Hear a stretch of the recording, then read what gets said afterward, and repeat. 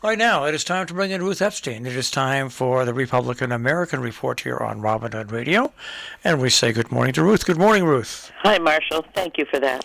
It's so important. Honestly, you sit here and you're thinking, I see these questions posed to people on TV. What's the capital of Europe? And people guess what's... People, and you know what? I would be willing to bet you, if you're under, I'll say, 40... half the people you ask don't know what D-Day was. I would agree with you. It's just galling that we just don't stress enough history and civics in our educational system. It's just amazing. Well, anyways, let's get on because it was a beautiful weekend. It was a glorious dogs weekend. And everything else. And everything just worked out so beautifully. Highlighting the weekend, of course, was the Ed Kirby Tribute down at the high school where, the ball field is now named in honor of Ed, and there were 200 people gathered there on Saturday to pay tribute to the man who was an integral part of this community, school-wise and community-wise. And it was just beautiful. And lots of tributes, lots of just goodwill, people coming together, a lot of alumni not seeing each other for a long time. And then the theme was baseball, so we had a baseball lunch with hot dogs and popcorn, and it was very, very, very nice. I wanted to attend that, but it was just too much of a walk with crutches to attend. Actually, we had golf carts going, transporting people, so you should have come. I should have come, but I just, I remember covering football games, walking up and down that hill. Yeah, it's a toughie. Back in my good days, it was bad. But this was put on by the Alumni Association, who raised $152,000 for this. So to redo the fields and hold this tribute, and there's money left over to do more, and this is Region 1 at its best. Yep, absolutely. And on Sunday, of course, we had the Mutt Show at the Lime Rock Park. This has been moved from Cornwall Village, and so it was able to expand, and this is put on by Little Guild Animal Shelter, and the dogs all come and compete in just a fun day, various tricks and contests, and raise awareness for Little Guild. So, and as I say, the weather was just so perfect for all of this. So. And people now really realize Lime Rock Park under Skip Barber has always been good to nonprofits and to donations and everything. But now with Trade Secrets and now this under belt, what a facility and what a plus it is to have that facility, not only for the economy, but for the nonprofits, because you've got plenty of parking, easy access, and you can literally have any size crowd you want. Yeah, I mean, it's really, I've been there now 3 times in the last couple of weeks. Last week was the Grand Prix Beer Fest, and, of course, Trade Secrets, and then this one. But I think we'll be seeing a lot more use of Lime Rock Park, and all the better. You're right, for all those reasons.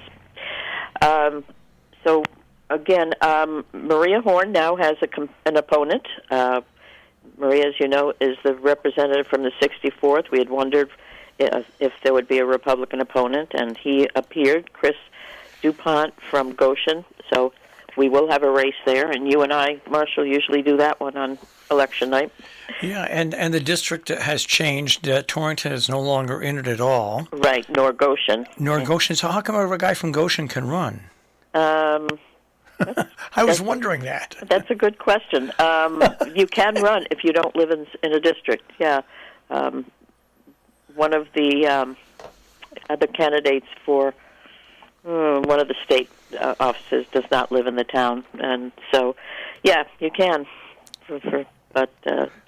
He's going to be challenging Maria, who was one of the judges yesterday at the Mutt Show. Now, don't get me wrong. We did go to all the parades after we spoke with you. Not all. We went to some of the parades last week after talking to you, and it was nice to see everybody out again. And hopefully things are opening up, as we've said. Region 1 will have a new assistant superintendent as of July 1. Janine Rose has been chosen. She is currently in the Suffield school system, as you know. There have been 2 co-assistants since Lisa Carter came on. And she said at the beginning of this school year, she thought it was best if there were one person. So they did an extensive search, and Janine Rose was named the new person. So we will have a new face in the central office. And ABC had an interesting meeting about governance issues. Scott Tribuco down here in Kent was adamant about school boards having to put in programs that they don't want because all the other schools agree to it. It turns out that when the region was set up, all you need is 4 schools to approve something, and so they're going to be looking at that. But it's as we know, Marshall, the statutes for the organization of Region 1 is pretty complex and complicated. And it's the statute that all the other regional school districts were set up on. Yeah. It was the first one, and it's a state statute, and to change a state statute means you've got to get the legislature involved and every other school to approve. Yeah, it's just it's very complex. But Scott was pretty adamant about having boards having to partake or pay for programs that they don't want. So I think we're going to hear more discussion. Well, I know because the policy committee is going to be looking at it, as is the board attorney. Masha Yovanovich, who grew up here in Kent, was the ousted ambassador to Ukraine, who made lots of headlines in during the Trump impeachment hearings. Was back here in town. She was the guest speaker at Kent School's graduation, and then she was the guest speaker at the Salisbury Forum at the high school this past week. Place was packed, and she gave an incredible history of the Ukraine. She was interviewed by Larry Rand, who is from Sharon, who was her history teacher at Kent School, and is in Sharon now as chairman of the Planning and Zoning Commission. So it was a really wonderful evening. And looking ahead, Marshall, we have booked solid, another full week. We've got Salisbury Board of Selectmen, Canaan Board of Selectmen, and Region 1 tonight, probably some other things. Tomorrow starts the Tuesdays at First Tuesday 7 at the Historical Society in Falls Village at the Meeting House, and Dick Paddock will be speaking. It's all going to be on railroads this year, so Dick Paddock is the first to speak. We have COG on Thursday. We have the FFA ceremony and for all the awards on Friday. We have the Salisbury Association exhibit on forests on Saturday. There's also, I believe, one of those. The 12th is the FFA alumni chicken barbecue. We're just packed here.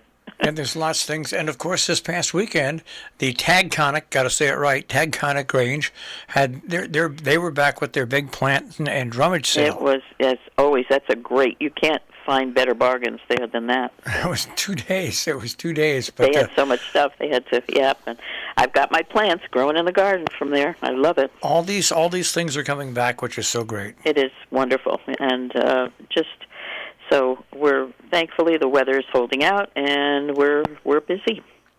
All right, Ruth, great to hear from you again. And always good to start my week with you, Marshall. And when you ride through Sharon, make sure you look at our brand new mailbox that I finished setting up this morning. I will do that. We got a note from the post.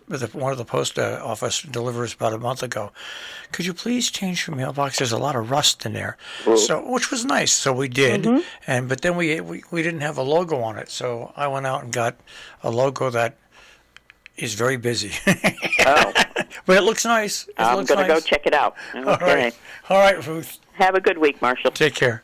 Yep. Ruth Epstein from the Republican American with the Republican American Report here on Robin Hood Radio.